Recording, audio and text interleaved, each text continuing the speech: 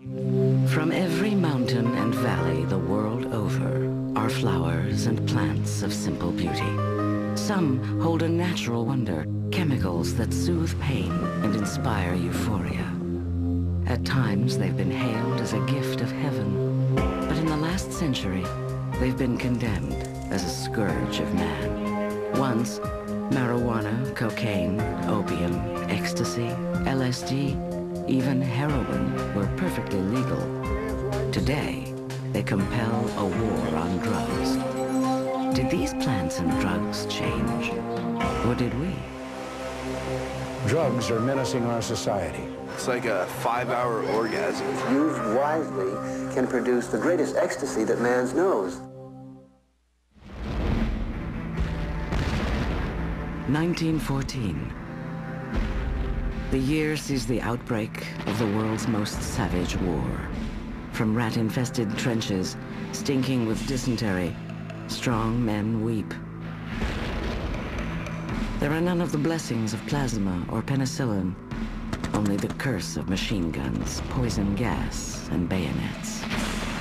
The only mercy in this hell on earth comes from a flower, the Papaver somniferum, the sleep-inducing poppy. Its sap can be turned into the most powerful narcotics in the world: opium, morphine, and heroin. Drugs that kill pain and induce joy in the brain's neural centers. They also control digestion, body temperature, and breathing. The right dose lets the wounded sleep undisturbed and the dying smile in painless peace. But overuse creates a lethal physical addiction that results in suffering and death. Withdrawal from prolonged use results in agonizing pain. But across the Atlantic, civic and religious leaders fear these dangers and want narcotics banned. But other than a handful of state laws, there is no such thing as an illegal drug.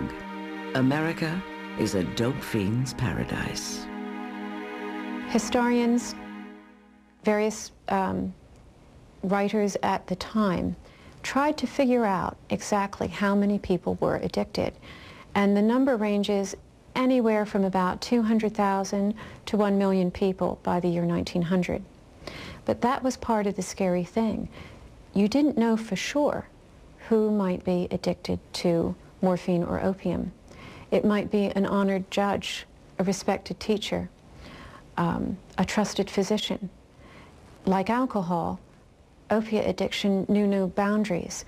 And the fact that people didn't actually know, there was no way of sort of counting an addict population because drugs had no regulation at the time, sort of added to the fear and hysteria that this nation was going to go to, literally, go to pot because our leaders, our mothers, our pillars of society very well might be using drugs, and eventually this would lead to the downfall and debility of America.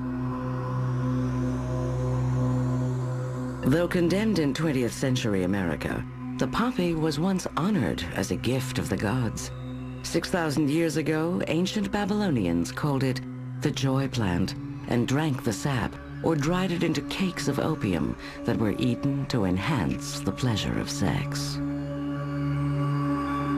Centuries later, Alexander the Great used it to conquer the world.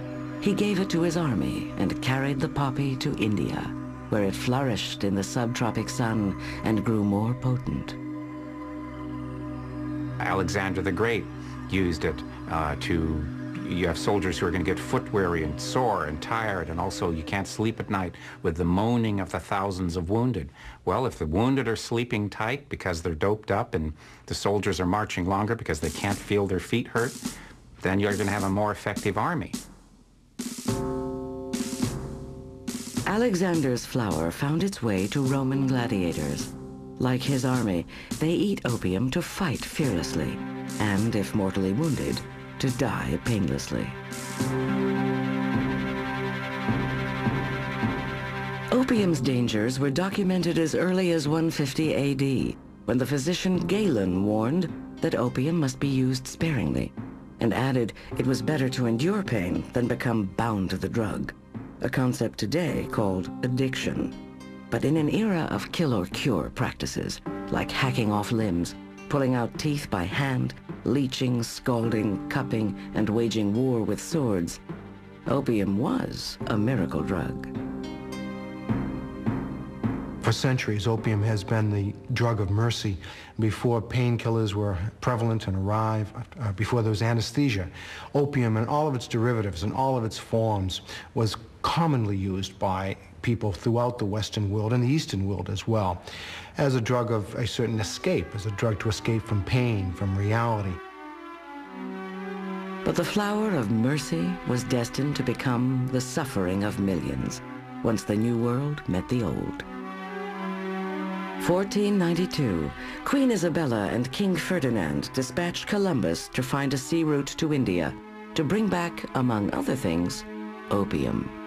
The supply, once furnished by Arab traders, ends with Arab expulsion from Spain, and the country is desperate for another source of the treasured painkiller. Columbus, of course, never reaches India or its opium. He does, however, find something else in the New World: tobacco, a commodity that changes the way opium reaches the brain. Tobacco smoking started in China in the 1590s, 1600s, when the tobacco plant was brought from South America by traders, and the Chinese took to tobacco very swiftly and got to like it. Once they were used to tobacco smoking, it apparently was quite common to somehow put a tincture of opium with your tobacco shot, as it were. And then gradually this moved into taking of the pure drug through inhalation. Smoking opium is a new way of consuming it. One breath sends the drug's chemical endorphins to the lungs and onto the brain. At the strike of a match, opium's joyful highs are more intense. People smoked opium lying on their sides in these pipes that they had developed. And so opium dens and smoking became a social environment. It wasn't simply the taking of the drug. It wasn't simply the escape from reality, the euphoria that came with the drug. It was a euphoria that came amidst other people. And of course, it became extremely profitable, not only for those selling the opium, but for those running the dens. Smoking opium is the ruin of China. By 1800, 2 centuries after the first opium arrives, 1/3 of the country is addicted. Though opium has been outlawed for 100 years, foreigners continue to sell it there. Most comes from British colonial plantations in India. A chest costs $2 to produce and sells for $10. The misery of China is a financial windfall for Britain. It's about money. It's about huge quantities of money. These are the same people, the same culture, the same civilization that has made millions in the slave trade. Why should we believe that people who took millions of Africans and brought them to the New World would have any sensitivity whatsoever about the opium trade to the Orient, to the East?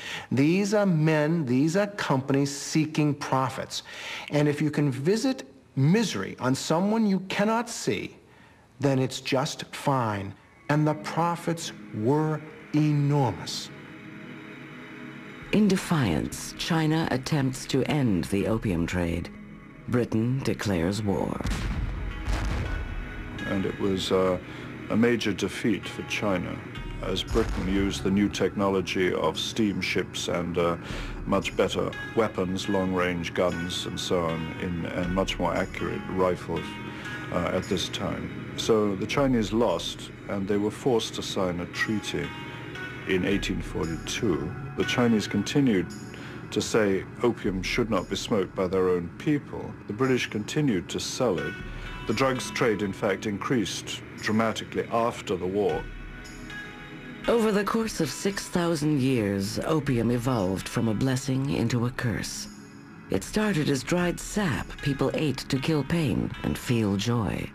But by the 17th century, an accident of history changes its route to the brain and lays the foundation for the world's first drug epidemic.